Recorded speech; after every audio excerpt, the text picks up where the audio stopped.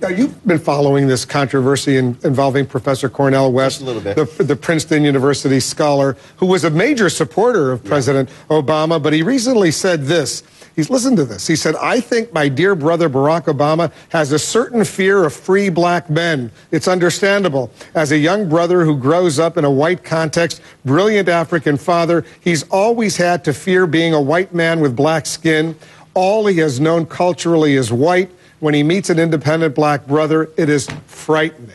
Well, I won't say frightening. I mean, the president has met me on many occasions, and I can certainly say I'm free and independent. Look, here's what you have here. This is a very complex issue that is taking place, and that is you have individuals like Dr. West who are driving this whole issue of saying, what more are you doing when it comes to the poor, the disenfranchised, critical of economic policy, saying more should be done. And so then you have others who do meet with the president, civil rights leaders, and they also have a much different view. Among African Americans, very protective of this president, do not like criticism of the president because they say, look, he's getting criticized like everybody else, everything else.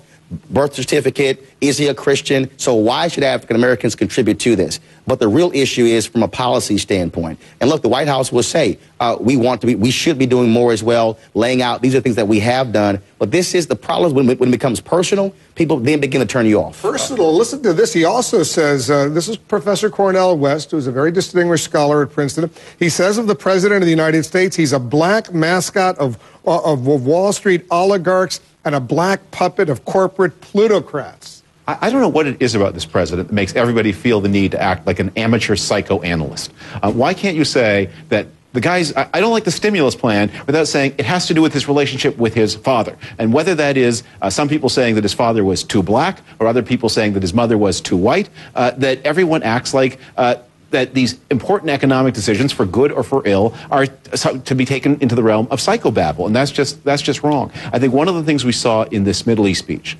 was this president is operating on the liberal side of the American mainstream, and that's where American presidents operate. And if you don't like it, there are a lot of ways to play that game of politics. Well, part of the problem here is that, and I was critical of this, and that is too many people trying to associate the election of President Barack Obama with Dr. Martin Luther King Jr. President Obama is a politician. Dr. King was a prophetic leader. Different responsibilities, different roles. And so then when people say, well, he's not the black president, well, the reality is he is the black president, the Hispanic president, he's the rural, the city, he's the social conservative president.